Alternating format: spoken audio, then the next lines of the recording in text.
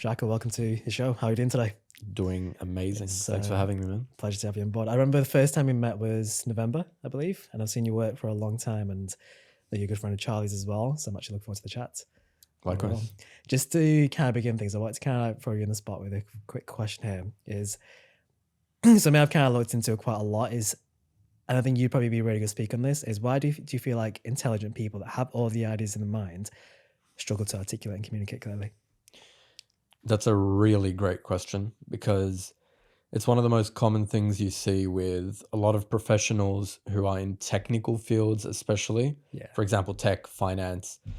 A lot of these guys, when they get to managerial positions, even entrepreneurs who start a business and they need to make content or communicate a certain way, they have the ideas, but they can't articulate them because they've spent years training their technical side, developing that competence, their expertise in the subject matter, but they haven't dedicated any time to learning one of the most important skills, which is communication. And what you'll find is they have all these ideas in their mind, but articulating it is a challenge because their mind is constantly running. And that level of activity, mental activity, serves them well in terms of problem solving, things like mathematics, engineering, medicine, but that doesn't serve you well when you're communicating. So, for example, with our clients who are very technical, very intelligent, what I teach them is actually the opposite of what they've been doing for most of their career, which is I teach them to stop thinking. And I know that sounds a little bit funny, but one of the greatest barriers of effective communication, even if I'm talking now on the podcast, is if I get into my head. And that's what they do. These intelligent people, they go to the comfort zone of, I have all the knowledge in my head, I'm intelligent, I know it, I'm competent. And that puts them into a very logical frame of mind, which actually impacts authentic communication. Gotcha. The thing is, if you're a subject expert, you already know what to say. If I ask you questions about fitness, about diet, for example, you don't have to, you might think about which answer you want to give me, but you don't need to think about it too long. Yeah. If I ask you, for example, how important is, or tell me about the importance of sleep, not how important is sleep, because you can easily say it's important. But if I ask you, tell me about the importance of sleep, you don't need to really think about it for 15 minutes or even 5 seconds. You can talk off the cuff because you have the answers. But if you have that habit, which they have, these intelligent people, if you have the habit of overthinking, being in your head, that's going to cause you to stutter and stammer when you're speaking, negatively impacting your message. So that's why. It's because they're overthinking rather than just trusting their gut, trusting their instinct and their knowledge, and just allowing themselves to flow naturally while being present. Interesting. Because it's like, you said something really good there, which I kind of wanted to pull out from. It's like, you mentioned they have all the knowledge in their minds, but it's the articulation. Do you feel like speaking confidence comes more from the knowledge, or do you feel like it's the articulations and the aspect of knowing how to speak and communicate? Depends on the context. For example, if you're being interviewed for a subject that you are knowledgeable on, your knowledge will give you confidence. Yes, without a doubt. I'm confident answering practically any question about communication as long as I've researched it and experienced it myself. Yeah. Therefore, that gives me confidence to answer your questions. But if you ask me about the political situation in South Africa or Zimbabwe, I have no idea what I'd be talking about. Therefore, I'm not going to have confidence to talk about that. And you worded the question quite nicely because the confidence does come from both parts. So yes, the knowledge, but also your ability to articulate. So if you haven't trained yourself to speak concisely, charismatically, in an engaging way, then you're not going to feel as confident even if you have the knowledge. But if you have trained your communication skills, you know what great body language is, you know what great tonality is, then when you do speak, it's going to feel much easier because you're going to have that confidence because you've trained. Yeah. Do you feel like it's let's say you take a subject matter, let's just say for example I was saying about speaking. How do you break it down in a way that's easily understood, and how would you communicate a topic clearly? Is there like a rule book you play or like a little checklist you'd almost want to make sure is abided by? Because I see two different types of it, and I just kind of like whenever someone speaks, I like to kind of look at how they're saying things. And I just used to study a lot of comedians, kind of seeing how they speak things, how they transition to different topics. But let's say you get a topic and you want to break it down to a way it communicates effectively. What are like steps before that you want to kind of go for? I'll give you something very practical. In fact, our masterclass literally with our clients this week was about this. It was about compelling and concise communication. In order for your communication to be compelling, it also needs to be concise in most cases, because a big mistake that people make is over-explaining things, especially these intelligent people. They just over-explain things. It's one of the most common mistakes that I see. So we have a framework, which I'll share with you right now, but we also have the more holistic internal / physiological side of things. I'll explain. The reason why most people can't articulate clearly these complex ideas is because they are energetically stifled. Being stifled means being stiff in your energy, in your physiology, and that affects your emotions, your emotional state, and your mental state as well. Now, if I'm stiff like this, and emotionally I feel heavy, mentally I'm stubborn or I'm overthinking, it's going to be very hard for me to articulate effectively and concisely as well. But instead, if I'm unstifled, and it's great that you're in fitness because it would be easy, very easy for you to grasp this, I believe. If your muscles are tight and you haven't warmed up, you haven't stretched, you're not going to have a great workout, right? Yeah, can't contract. Yeah. Can't contract. But if you've warmed up, you're loosey-goosey, you're open, it's going to be much easier to lift heavy. Gotcha. Right? Yeah. Yeah. To exercise in general, correct? Yeah. Yeah. Great. Same idea with communication. If you're not metaphorically warmed up, or even literally warmed up with your vocal projection, your body language, for example, but especially energetically, if you're not open, if you're still stifled, that's going to make your communication feel very forced, and it's going to be exhausting. Anytime you socialize, you're going to feel exhausted as well. But instead, if you're unstifled, you've warmed up. On the drive here, I was singing in the car because I was just warming up my vocal cords. Literally, that's what I do before podcasts, before masterclasses.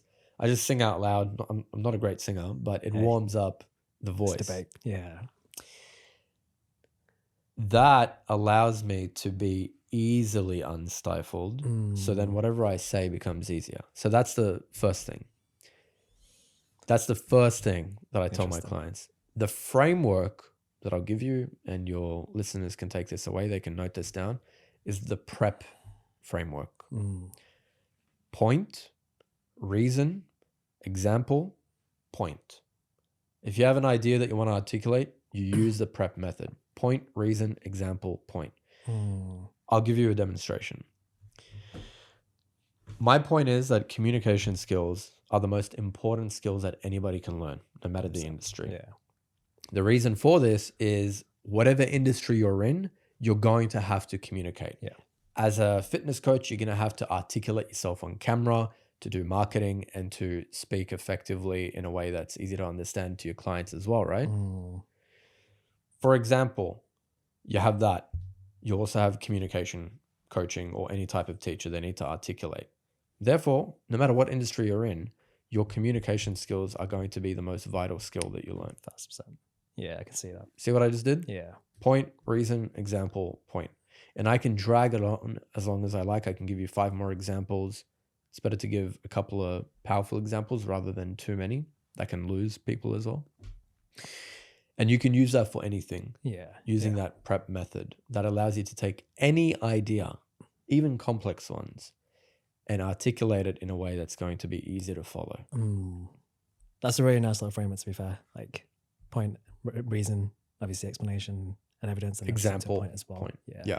That's like for you, do you feel like, because I completely agree with everything you said about it in terms of, obviously that's the most important skill that someone can have. As a coach, I don't feel like the best, as an example, the best coach is the best with the knowledge, they're the best communicators, so they can communicate clearly and get people to take action on the advice and exactly pretty much what's given. Do you feel like it's and you probably would actually say yes to this, but do you feel like, for, let's say if we look at in a corporate setting, the people that have the highest landing roles, the well paid, the most successful, are generally the best communicators, or do you feel like that's potentially due to skill as well as communication? Because I've seen both sides to it, but I'd love to hear your thoughts. It's usually the people that command the most respect and authority with their presence, Gotcha. which goes hand in hand with their communication. It's how they show up in the boardroom, right? Which is Mm, why very often you see people who are less competent than many others, but they end up getting the promotion because their yes. presence does the heavy lifting. So you can have person A and person B. Let's take this example. Person A and person B go for a job interview. Mhm. Person B is actually more knowledgeable than person A, 10% more knowledgeable. But person A communicates way more confidently, walks in with great body language. He's looking sharp. He's confident. He's holding Yeah. eye contact. He has great body language, firm handshake. He asks questions during the interview. They can just feel that aura of confidence coming from him. Yeah. Even though person B is a little bit more skilled, person A is going to land the role Can see that. Yeah. because people promote and hire based on confidence. Mm, Because what does that suggest? It suggests that this person can get the job done. If you have a sales call with somebody that wants fitness coaching and you're uncertain in your tonality, even if your yeah. words sound certain, but your tonality is off, you're not 100% Yeah. you don't have that conviction in your methodology, they're going to feel that. The reason people buy is because they feel confidence. The reason why my clients hire me is because they see me speak and they believe this guy believes exactly what he's saying. Mm, Therefore, it must be true. And in this case, it is. yes. It's pretty hard to Yeah. fake that because even if you do fake it, people can see through that fairly quickly. At least people that have a decent level of social awareness. Yeah. That's for you, like in that case, then, because I think it was over the last, I had like an 8 hour form to fill out and some onboarding yesterday to do for like a new thing I'm kind of going into in terms of like an agency. But like, we had to really like break down our brand voice, brand personality, persona, and we're very much like, I had to kind of like really pinpoint exactly what it is. And I was kind of not necessarily deciding, but I was kind of like thinking, what box I want to fit myself in. Do I want to be direct and a little bit more polarizing? Do I want to be premium but not predatory? Let's say someone has one where they're very much like empathy driven, they're very much like they wear their heart on the sleeve, but they want to be a bit more direct. Would you think is even one worth them doing it? Or would you say if they want to, how would they make that jump and change their tonality and how they deliver speech? Sorry, do you mean if Like if someone wanted to become more direct and not too direct, or if someone wanted to do the opposite, how would you train that skill? right. So it requires, first of all, self-awareness. Gotcha. So if somebody is not assertive and direct enough and they want to be more assertive and more direct, Yes. or the opposite, maybe they need to soften their message a little bit. Maybe they come across as aggressive. Either way, let's take the person that wants to be more direct and assertive, which is your question, right? Yeah. Yeah. First, they need to be self-aware. They need to recognize situations when they shrink, situations when they know they should speak up, but they don't. Mhm. Because without that awareness, they can't work on it. They can't change anything. Gotcha. Once they have that awareness, they become a student of social dynamics. So they notice, okay, when I was in that meeting, when I was talking to that client, they challenged me on this and I agreed way too quickly. Gotcha. I retracted and followed along with what they said without even challenging it. Yeah. Yeah. All right, why did I do that? Okay, I felt uncomfortable in the situation. Now notice how you feel in the situation. Okay, my throat got tight. I broke eye contact the moment I realized I was challenged. I smiled, I laughed nervously. Self-awareness. The reason why this is the first and most important step is because then you realize what your habits are, what your bad habits are. When you recognize what your bad habits are, you can reverse engineer them. You can swap them for good habits. For example, if somebody notices that whenever they're trying to be assertive or direct, they use a lot of filler words. They know that because of the self-awareness they've been training. Now, whenever they are about to use a filler word, or even if they do use a filler word, they catch themselves instantly in the moment and they replace it with a pause. Now, you're a step closer to becoming an even better communicator. So that self-awareness piece is the biggest thing that anybody should take away from what I'm saying here, because then it's fairly simple to figure out what you should do instead. Instead of filler words, pause. Instead of fidgeting, stay still. Instead of shrinking, remain grounded. Yeah. And that's why feedback is important as well. So whether you work with a coach or whether you have somebody you trust in your workplace or in your friend circle, you should ask them for feedback. Feedback is, even if you're married or you're in a relationship, ask your 100%. partner. Yeah. Very helpful. 1000%. It's funny because I think me and my wife will speak about this a lot. It's like communication is what's going to save or build and destroy the marriage in that case. And I feel like I'm not going to say you have to, and I'd love to hear your thoughts, like wear your heart on your sleeve all the time, but you almost should be able to like, communicate in the place where you actually need to like stand up or stand against certain topics. Whereby it's a lot easier in some scenarios where you kind of want to keep your opinion dumbed down because you either don't believe it enough or you don't have to articulate the opposite, which makes sense. For you, let's say you look into body language because it seems like you've actually kind of made that just as important as the way you speak.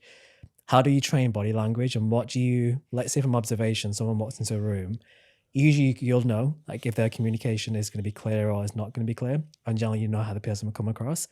What do you generally look for? Like I'm sure like obviously there's things like posture, eye contact, but what are things that people can look at for themselves that they can improve?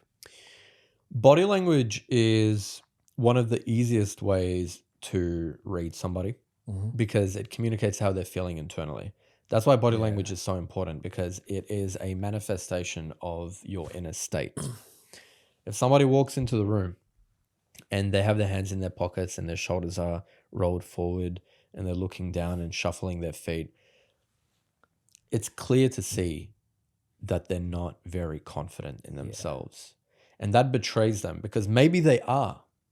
Maybe before they came, they just closed $1 million deal and they feel on top of the world, but they're not showing that in their body language. So it betrays it. Yeah. But even if they did feel confident before entering the room, the moment they entered the room, their confidence shrunk. Otherwise, their body language wouldn't be like that. If somebody just closed $1 million deal, they would be carrying themselves with a certain gusto, a certain energy. So it's very easy to read somebody based on the body language. And it goes from the obvious things such as posture, eye contact, how open they are, but also to the subtle things.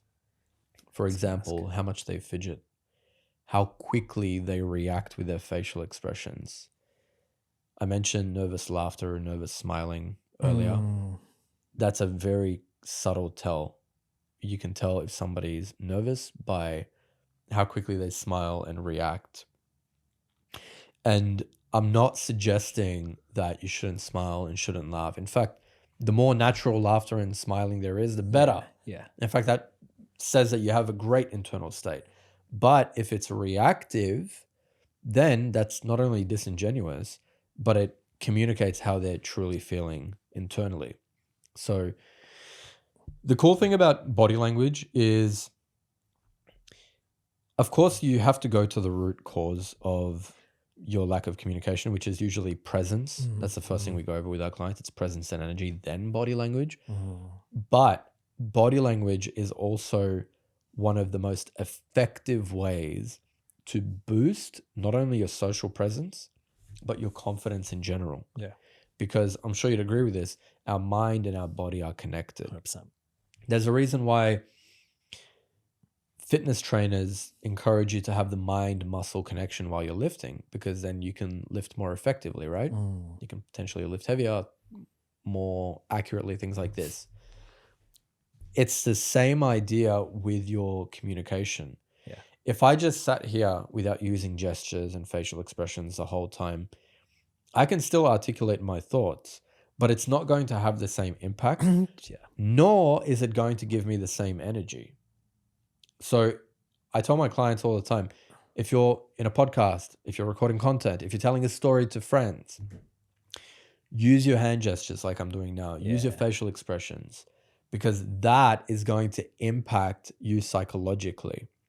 Because again, our mind and our body are connected. There's that connection. Mm. They've done experiments on this as well, where they've had people stand in a power pose with their hands on their hips or hands just wide open like this for 2 minutes, and their testosterone went up by like something ridiculous. Can imagine that. Yeah. Without a doubt.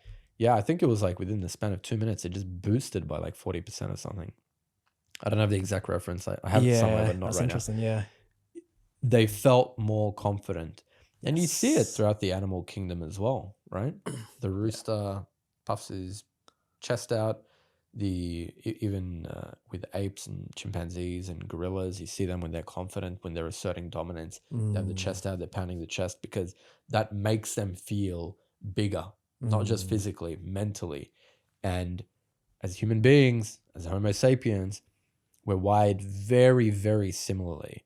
So if you want to feel more confident, have your chest out, not like a gorilla, but have your chest out so you're showing the world that I'm confident in myself. That's what you're communicating, not only to yourself, more importantly, but to the world as well. You're communicating that I'm open, I'm not afraid of being vulnerable. Interesting. I love the you kind of mentioned a few things like arms in your pocket. That's arms in your pocket, hands in your pocket. Obviously, like people having their shoulders forwards. When you made the change here, where you can't bring your arms below, and it made a difference. And I've been speaking to people where they're kind of a lot more like using hand gestures compared to completely just in one place. Let's say we kind of break that down into like practical steps. What does actually hands in your pocket actually represent when someone's done that, by the way? Because I'm actually curious too, by the way. It's a lack of trust. It goes Is it like hiding something? Yeah, it goes back to evolutionary psychology. Gotcha. Because our hands, since we evolved to have the opposable thumbs, we can hold weapons, right? Gotcha. So Makes sense. yeah, if you look at humans about 50,000 years ago plus to about 200,000 years ago, we are tribal species. Mm-hmm. We operate within tribes of 50 to 100 people. And that means that social dynamics play a crucial role in our survival. Part of that survival was, a big part of it, especially for men, was physical strength and physical capabilities. Mm. So as a caveman, if you couldn't see my hands, that would make you distrust me, because you don't know if I'm holding a club or a sharp rock or something like that. That makes sense. And so if I hide my hands, I am psychologically communicating that I don't trust you and you shouldn't trust me because I don't know you well enough. Interesting. And that is going to affect you because of mirror neurons. So you're going to feel that, and you're naturally not going to be as trusting. Yeah. So if I have my hands open like this and you can see my palms, that's going to create that trust as well. That's where the handshake originated from as well. You know, the handshake, let me show you. It wasn't like this. You know, originally it was like this, right? Is it? Yeah, originally it was like that because we would wear sleeves. So you can see what's in there. Yeah, to make sure sense. that there's no dagger, no knife in there. So it was like a communication of trust. And same thing now, except minus the knives, depending on where you're going. Yeah, 100%. So if you're the UK, yeah, maybe. it communicates that trust. Interesting, yeah. It's kind of all these little like unknown areas, it seems like, and I guess that's blind spots and awareness procedures that change. Do you have you read the book called 6 Minute X-Ray? Which one? 6 Minute X-Ray or 5 Minute X-Ray? No. It's it kind of dives into, it's from a Hoshi negotiator, and it dives into like how you can read the message and tell truth versus lie, or essentially whether it's a good memory or a bad memory. So I'd love to hear your thoughts on this, because I actually kind of read half of it.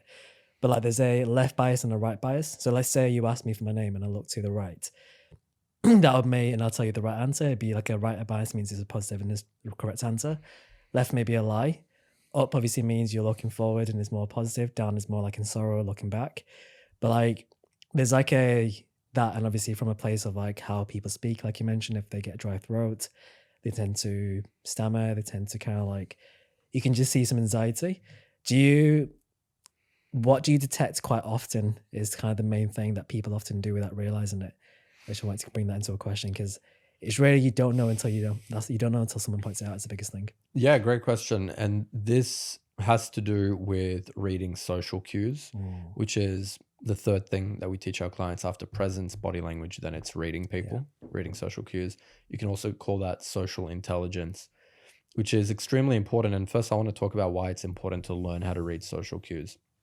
Because if you don't read social cues, you're not going to be able to calibrate to the person that you're talking to, right? Gotcha. Yeah. So for example, if I walked in today and I noticed that you were very nervous or you were very soft-spoken and you weren't a touchy-feely guy, and I was super loud with you, super extroverted, and I was slapping you on the back and just being very forward, that would make you feel uncomfortable. Yes. It would break rapport. But instead, you're not like this, but just in that example, in that universe, if I noticed these traits, these behaviors from you, and I slowed down my speech and I lowered my volume a little bit and I didn't touch you and I was just calm and I met you at that level, that is going to build rapport. So these are the types of things that I automatically look for. I say automatically because it becomes second nature after you. Yeah. Once you learn, the beautiful thing about communication is once you practice and learn these skills, they become second nature and you don't have to think about it. 100%. Yeah.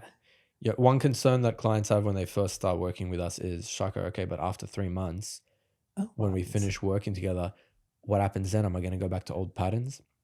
My answer to that is, if you do, you have the tools to come back now. But the idea is within 3 months, we turn these goals you have, communication goals, to become second nature.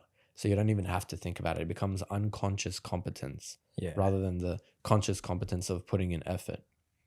So it will become second nature. I can see that. Yeah. And so I notice how the person's feeling. I notice that through their behaviors, through their body language. And in terms of the eyes, the thing with people, when they hear the topic of reading people and, you know, FBI negotiations and things like this, they think, they think it's 100% accurate all the time. Yes. You're reading somebody's Twitch, or they look left and, oh, they must be lying. If they look right, they must be thinking of something. Sometimes that might be true. I'll give it that. But as long as it's consistent with other patterns. Yeah. For example, if I cross my arms like this, what is that considered in terms of body language? Close off. Yeah. Closed off. Pretty much everybody knows that, right? Closed off body language, not great. Yeah. That's closed off body language. Looking away can signal nervousness. Hiding your throat, touching yourself, fidgeting can look nervous as well. All these things individually may not mean anything at all. If I'm open throughout this whole conversation, and then all of a sudden I cross my arms because I'm thinking of an answer to a question you asked, that doesn't necessarily mean that I'm closed off. But if you noticed the whole time I'm fidgeting and using filler words and looking down, covering my mouth, covering my throat, and folding my arms, then yes, the folding of the arms does communicate something. Yeah. So when you learn to read people, take it with a grain of salt. Because especially the face, it's the easiest part for humans to cover. I'm not talking physically cover. We can fake our facial expressions very, very easily. Humans are just naturally really good at that. That's why we do fake smiles. Because we're faking our facial expression. So I wouldn't rely on the face to read people. That's what I tell my clients. Instead, rely on the body, especially the feet. If the feet are pointed away, that means that you're not as interested as you could be. Gotcha. If your feet are pointed towards me like they are now, of course, this is a podcast, so it's not Yeah, the yeah, best yeah. example, but let's say you're in a social environment and we're standing face to face, we're having a great conversation, and then Then all you of a tilt. sudden, your feet face the door or somebody that you just noticed. That's a pretty accurate sign that you're ready to leave the conversation. Gotcha. That will work in your favor, in my favor, if I notice that, because then I'm going to end the conversation before you do. Yeah. And when I do that, you're actually subconsciously going to feel some relief. It's like, cool, I didn't have to excuse myself. Subconsciously, you realize he read me and he respects my space, my comfort as Interesting. well. Yeah. So that's a great way to build rapport as well. That's a. Do you know how it comes back to like I guess just want to make sure that I get that right. Is like where your feet goes, where your attention's typically going. Is that what it Typically. is? That makes a lot of sense. It's I'm always kind of like a very interested in like all these little things that make a major difference because like you mentioned all the examples as a fitness coach you should be able to communicate and obviously coaching is communication, same with any coach or leadership role. What got you into it all, out of curiosity? I'm not sure if you spoke about it before, but I was kind of want to like uncover the veil and learn more about yourself. Sure, man. Thanks for asking. I appreciate it. So I got into it because I had to overcome it myself. Who I am today, the way that I communicate with you on camera, in person, with anybody, with my wife, It's consistent. and it's different to who I was 5 years ago, 10 years ago. Growing up, I was very socially awkward. I loved meeting people. I loved talking to people, but I was super awkward at it, and I would drive people away constantly. I never could maintain friendships except for a couple of childhood friends. Yeah. I could never hold the long-term attention of women as well. And even in jobs and careers, I couldn't hold a job because when I was challenged or tested, and people test all the time, professionally and socially as well, Yeah. even romantically. When I was tested, that shook my inner reality because it wasn't solid. I didn't have that stability internally. So while I was at university, in fact, studying evolutionary biology and psychology, Love it. and a little bit of literature as well, Nice. I was a horrible student though, except for these evolutionary psychology aspects of things I was very fascinated by, which I use in my work. I was a horrible student because I was my attention was pretty much solely on the social dynamics that were happening around me. I would be in class with my uni friends, and I would notice when they spoke, they were so confident. People would listen to them. When I spoke, I felt like I was performing. My heart would race before I would put my hand up to ask a question or to volunteer. And that curiosity on the social dynamics and differences in communication, skill level, and confidence became my point of passionate curiosity. I was focusing more on how the lecturer was speaking compared to what he was saying. I didn't care about the content. Interesting. Yeah. And that's when I came across personal development. That's when I was introduced to books like A New Earth by Eckhart Tolle, 48 Laws of Power, which everybody's heard about. Yeah. The reason why that book, in particular, 48 Laws, was so mind-blowing for me was simply because of the reason that there's information out there that can teach you how to communicate better, how to be more magnetic, how to be more attractive in the way that you carry yourself, the way you communicate, your presence.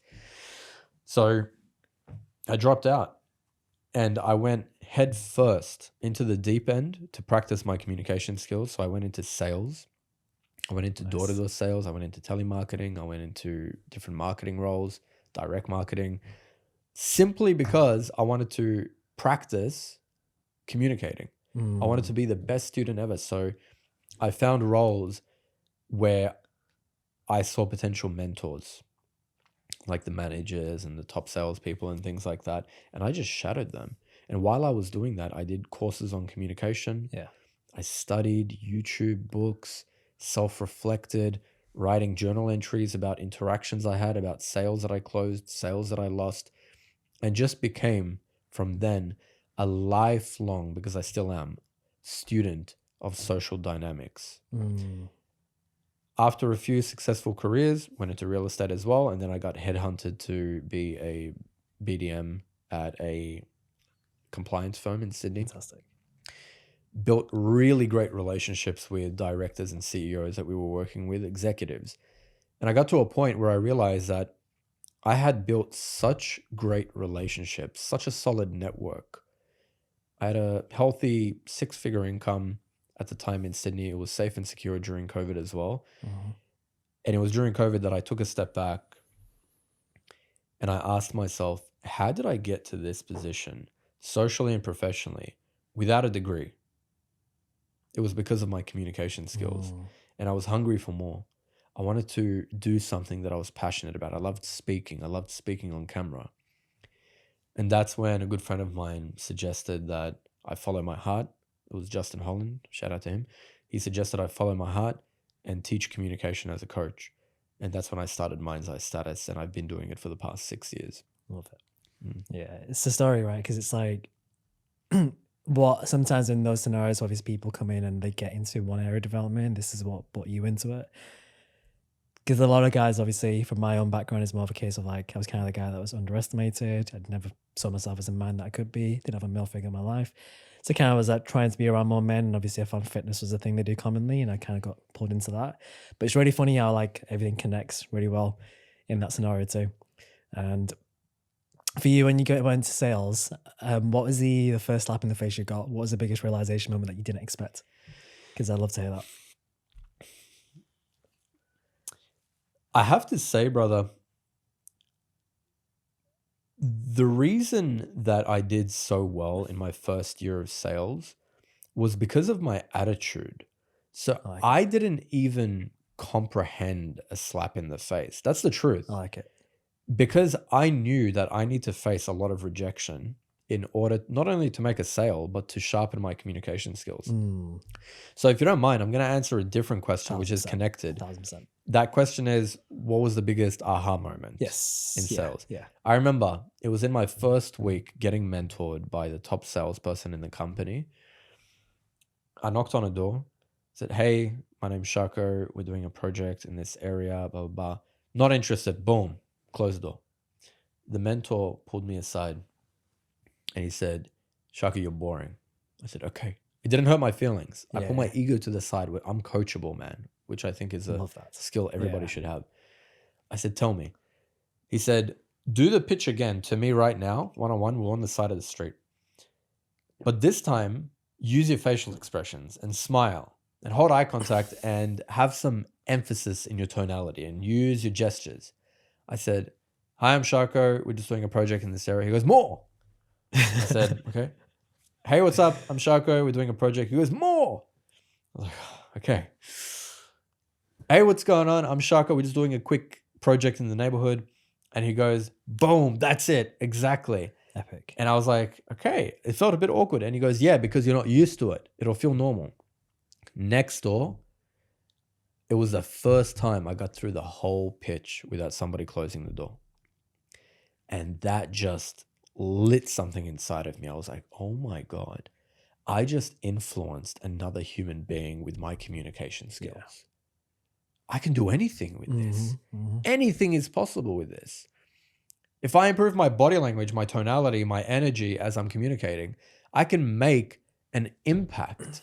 Mm-hmm. And that just boosted, it added rocket fuel to the obsession that I had Yeah. for improving your communication skills. To this day, I'm looking at ways to be more impactful in my communication because you can be. The sky's the 100%. limit. Yeah. Do you know Bedros actually not taught me, but I listened to one of his podcasts a while ago. I think it was like 7 years ago, and he mentioned the concept of a half smile and how like when you speak, or when you smile, you want to smile from your eyes. Mm. Do you think that how does that even like portray a message when that's done? Out of curiosity. That's great advice. I like that because it can make you look more approachable as well. Yeah. As long as it's congruent. As long It can't as be it's forced. You can tell when it is. of course. Yeah, you can't force. Like, for example, I know I have enough self-awareness to know that I don't smile that much in a lot of instances. And in the past, that used to be a problem because it wasn't congruent. I wasn't smiling in the past because I felt stifled. Whereas now, if I'm not smiling, people just respect it. And they just see it as, oh, that's just how he is. You know, he's grounded. It's dignified. And then it doesn't become a problem because it's congruent. So to answer your question, though, it is helpful to implement things like this. That's great advice. I might use that with my clients, actually. Okay. Smiling with your eyes while you're talking, especially if it depends on the content Completely of agree. what you're sharing, but also on the context. What situation are you in? As a podcast host, that would be a great skill to practice. If you're doing sales, great skill. If you're giving feedback to somebody, it's also a great skill. Unless you need to be a bit firm, then you don't want to smile with your 100%. eyes. Can imagine how it So works. Yeah. yeah, I like that. And there are these little.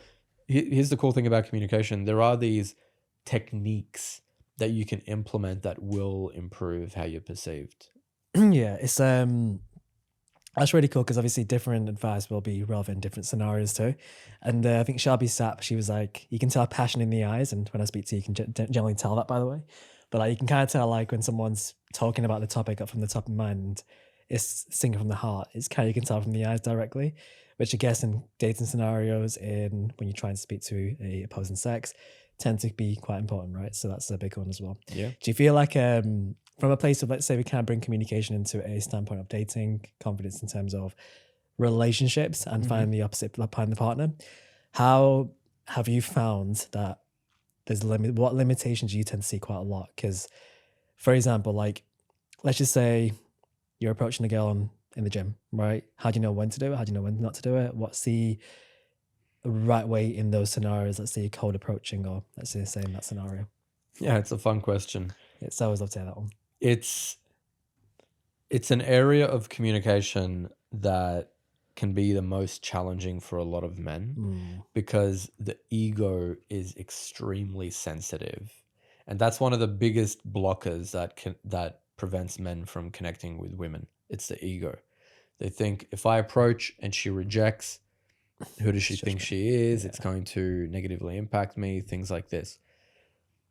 But what you need to understand is women are more sensitive to being approached than we are because they're more vulnerable. Big, strong, scary looking man approaches cute woman. He's physically stronger than her. He probably has bigger presence, maybe. Yeah. So you need to put yourself in her shoes as well. In order to approach effectively, you have to do it, of course, confidently, but in a socially intelligent way. I actually met my wife through cold approach. Amazing. She was sitting at a cafe and I started a conversation with her, and she was sitting a couple of seats away from me. I didn't stand up and walk up to her and tower over her. Yeah. I just started a conversation a couple of seats away, leaning back, confident in my own skin, asked her a few questions, and then I asked her, may I sit next to you? May I join you? She said yes. And then I sat there and we had a conversation, and that's history.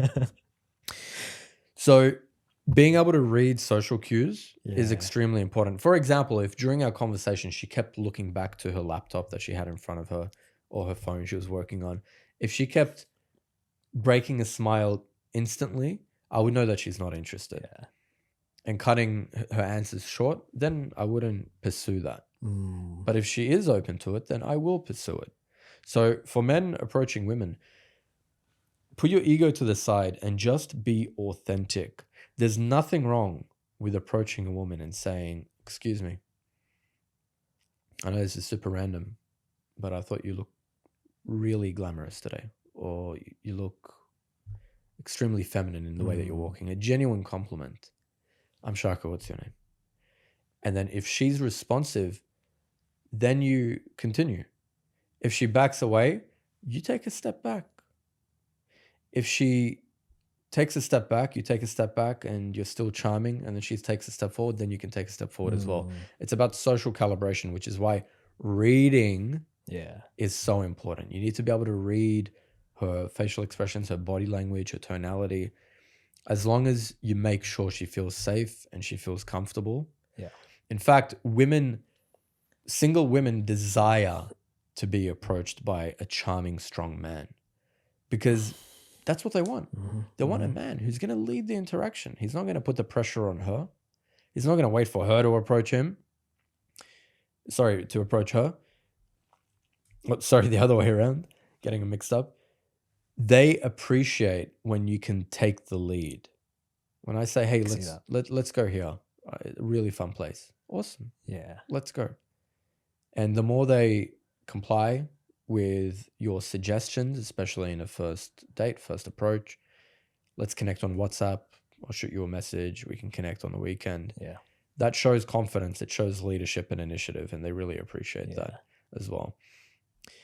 Even if you do get rejected, we'll talk about the ego a little bit. Even if you do get rejected, why is that a bad thing? It's a frame problem. It's a perspective problem, just like sales. If I lose the sale and I beat myself up about it, oh, this person's an a-hole and whatever, that's just your ego. Reframe it to that wasn't meant to be. If I approach a woman and she rejects me or says she's not interested, thank you so much. Thank you for being honest with me. Thank you for sharing what's truly in your heart. Right? That's a gift. No rejection in that. Yeah, 100%. And the ones who are meant to be in your lives, they will be there and they will be receptive to your approach as well.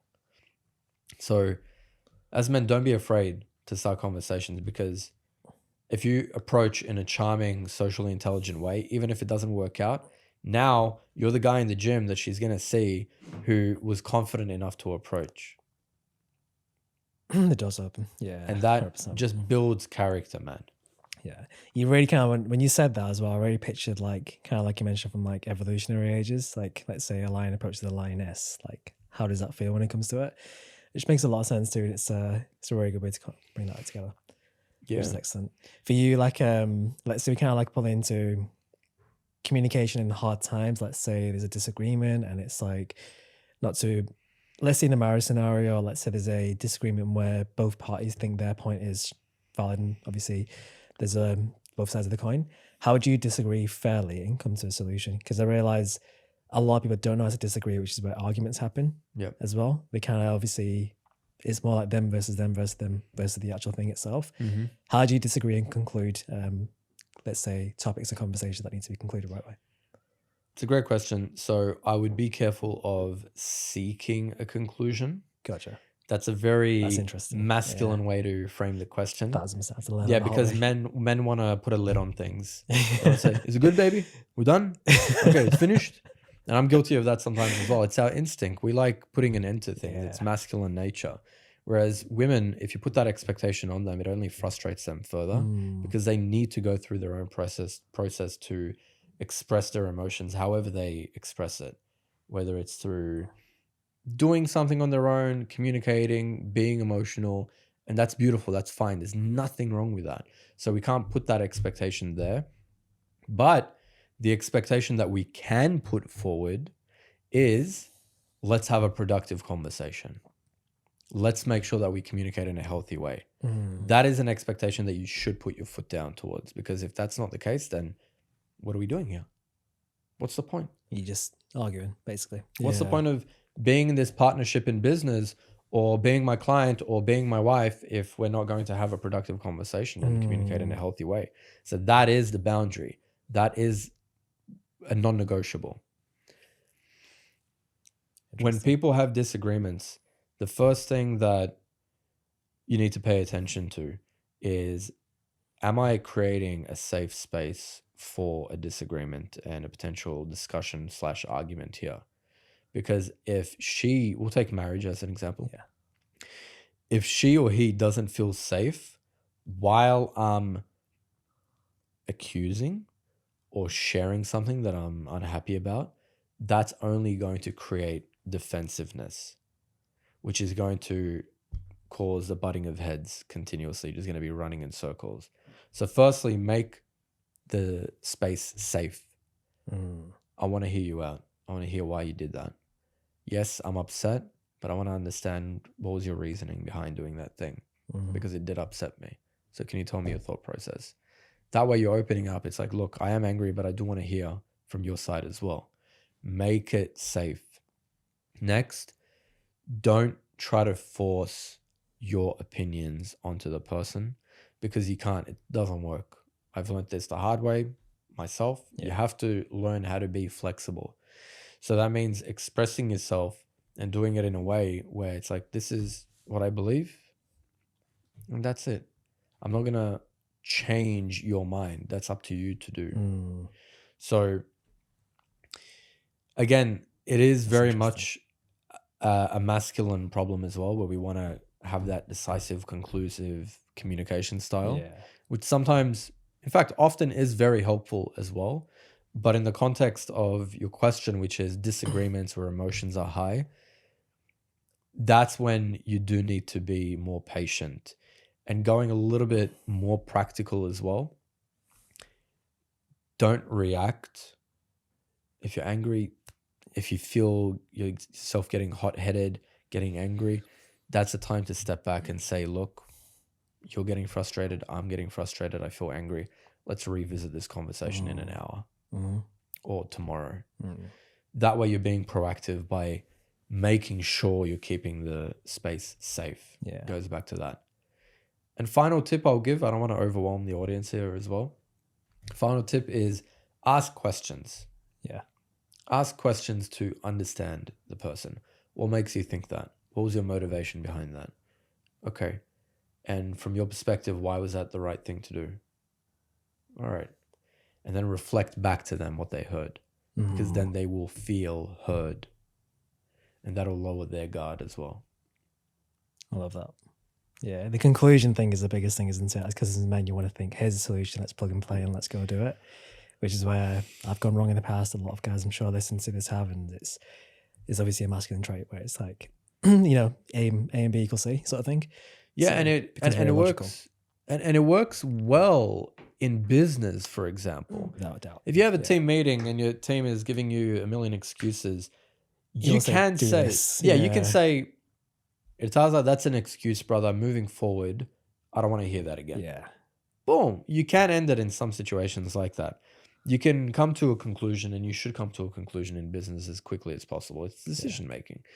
But in situations where emotions are very high, usually personal situations, when emotions are high, that's when you need to slow down. By the way, if anybody struggles with this, a great book on this is called Crucial Conversations. I don't remember the author because there's like 5 authors, but it's called Crucial Conversations. It's really Amazing. good. Appreciate it. Just to, by the way, I actually enjoy this a lot, by the way. I actually kind of feel like I've learned a lot in terms of yourself and all these little areas too. So I was going to say a big thank you first for My jumping pleasure, on. man. You ask great questions. I appreciate it. I like to kind of finish off with like a nice little rapid fire question, just put you on the spot. And I always have like a nice finisher as well towards it. You ready? Yeah, let's do it. Let's do it. What's one habit that you feel like instantly improves speaking confidence? Could you repeat that? Yeah. What's one habit that instantly improves speaking confidence? Body language. The biggest myth is public speaking? You need to feel confident in order to give a great presentation. I like that. I like that a lot. What's the most underrated communication skill? Pausing. Most damaging speaking behavior? Over-explaining. I like it. And one thing everyone should practice every day? Meditation. Love that. And just to wrap up the last question, I always learn a lot about the person here. Let's say you're on a flight tomorrow. Let's just say, for the sake of it, it's 12 hours. You can decide where you're going. You've got 3 seats next to you. You can decide who you sit into. You can read 1 book and listen to 1 podcast. So where are you going? Who are you sitting next to? What you're reading and what you listen to. All right. Let's do it. I'd go back to Australia. Nice. Yeah. Visit family. Whereabouts? Australia. I'd go to Melbourne. Amazing. Yeah. Beautiful. One of my favorite cities. And you said 2 people next to me? 3. 3 people next to me. Oh, wow. That's tough. I would say one of my first major inspirations for communication, his name is Owen Cook. Are you familiar with him? I've not heard the name, but Yeah, he has a company called Real Social Dynamics. He's actually a dating coach, but he talks a lot about social dynamics and psychology. It'd be him. It would be, oh man, that is a tough question. I would also choose the Buddha. Okay. I know that's a dramatic answer. That's good. Yeah, I like it. And finally, Leonardo da Vinci. Like it. One book and one podcast. One book and one podcast, yeah. Would be your podcast, brother. Hey. Hey, here we are. It would be the Hamish and Andy podcast. It's a comedy podcast based in Nice. Australia, Nice. to be honest. Nice. And the book would be, it would be a journal, brother. It would be my own journal. I'd read through it and I'd write in it. Powerful. It speaks a lot whenever you get the answer as well, and it tells you everything. So, hey, Shako, appreciate you being here, man, and Thank you, it's brother. a pleasure. Yeah, likewise. Thank you so much.